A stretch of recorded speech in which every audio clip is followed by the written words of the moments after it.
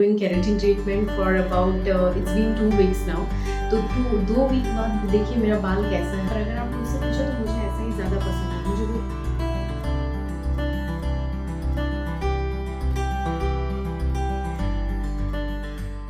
Hi guys, welcome back to my channel to a new blog. तो आज का blog बिल्कुल कुकिंग और वगैरह ये सब से थोड़ा डिफरेंट होने जा रहा है, क्योंकि आज मैं शेयर करूँगी आपसे मैं अपना हेयर का ट्रीटमेंट करवाने की सोच रही हूँ आज। तो एक्चुअली मैंने कूल होने के बाद कोई ट्रीटमेंट करवाया नहीं है। उससे पहले मैंने 2-3 बार स्मूथनिंग किया था। तो अभी तो इन मार्केट जो केराटिन ट्रीटमेंट है तो मैं वो करवाने का सोच रही हूँ। तो उसी पे मैं सोच रही थी कि एक ब्लॉग बनाते हैं। कई लोग होंगे जो लोग सोचते होंगे कि केराटिन में क्या क्या प्रोसेस है क्या नहीं है। तो अभी लंच करके फिर मैं निकलूँगी शाम में, तो मैं आपसे थोड़ा थोड़ा उसका क्लिप शेयर करूँगी और मैं आपको डिटेल में उसके प्रोसेस को भी एक्सप्लेन करूँगी। आई होप जो करवाना चाहते हैं उनको थोड़ा सा ईजी होगा इससे। मेरा हेयर बहुत ज़्यादा ड्राई है और बहुत ज़्यादा मतलब फ्लाई अवेज बहुत ज़्यादा है। तो और ऊपर से बैंगलोर का वेदर इतना ड्राई है तो बाल और ज़्यादा ड्राई हो जाते हैं।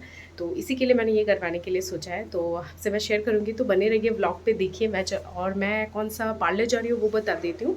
तो इससे पहले मैं ग्रीन ट्रेंड्स जाती थी, पर अभी रिसेंटली इंस्टाग्राम में रील्स वगैरह देखा है तो एक यहाँ पे स्ट्रीट स्टूडियो है। तो स्ट्रीट स्टूडियो का रिव्यूज़ और रील्स मुझे बहुत अच्छा लगा, तो मैं सोच रही हूँ आज वहीं जाएंगे हम लोग। मैंने अपॉइंटमेंट लिया हुआ है।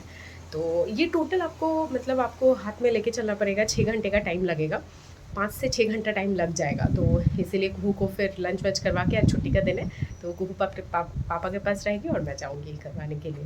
तो फिर उसके बाद आफ्टर रिजल्ट मैं आपसे शेयर करूँगी। तो बने रहिए ब्लॉग पे। चलिए ब्लॉग को स्टार्ट करते हैं।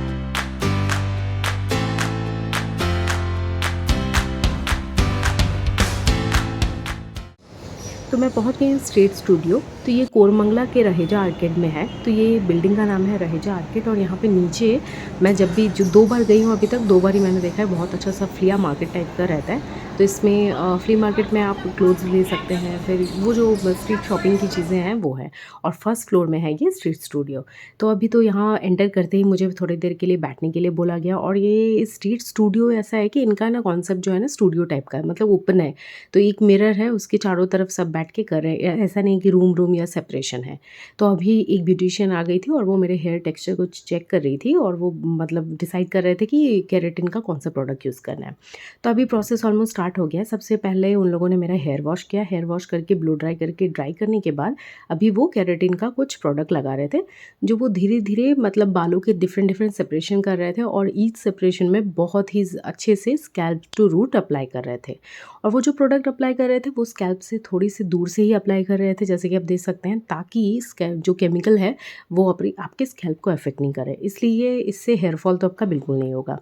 तो ये प्रोडक्ट लगाने के बाद मुझे ऑलमोस्ट उन लोगों ने 20 मिनट्स बैठने के लिए बोला। इसके बाद फिर से एक हेयर वॉश हुआ, हेयर वॉश के बाद फिर ब्लो ड्राई हुआ।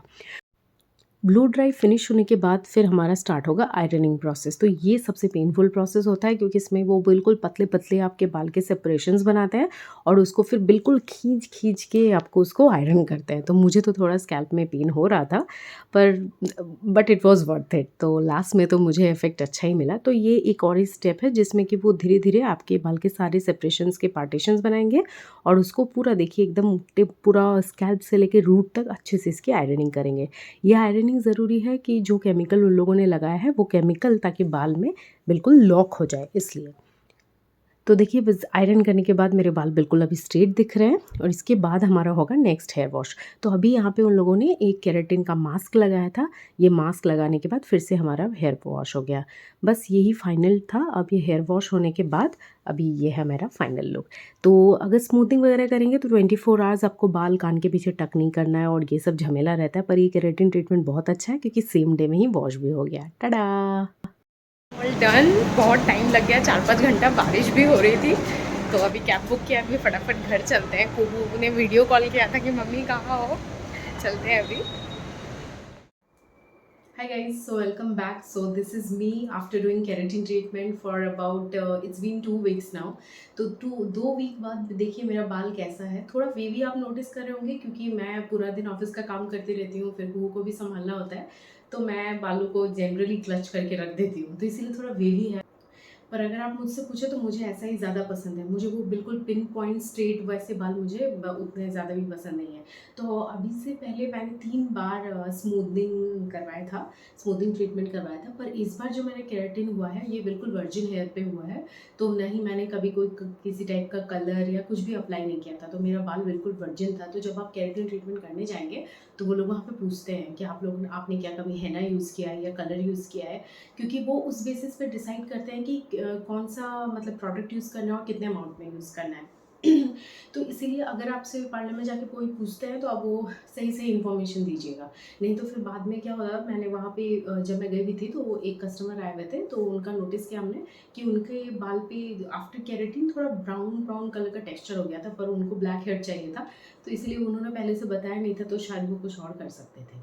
तो एनीवेज़ तो ये एक पहली बात है। दूसरी बात है टाइम। तो ऑलमोस्ट मतलब अगर आप पकड़ लें तो 6 आवर्स लग जाता है इस पूरे ट्रीटमेंट के लिए, तो आपको अच्छे से पूरा हाथ में टाइम लेके जाना पड़ेगा।